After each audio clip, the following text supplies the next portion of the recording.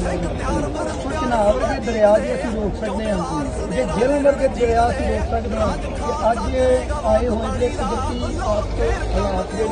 हर जोड़े सब जोड़े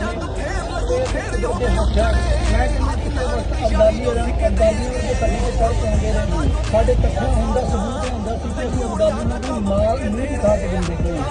अज साढ़े कट्ठे होने का यह सबूत है कि अज अबदाली से नहीं कोई चढ़ के आया पर आ जी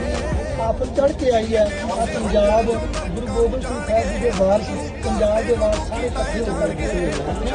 गंद लगते हैं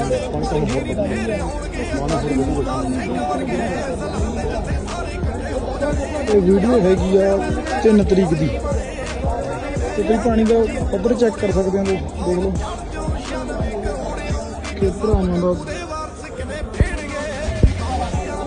पूरा जोर लाया गया भरा इधर देखो कितनी दुनिया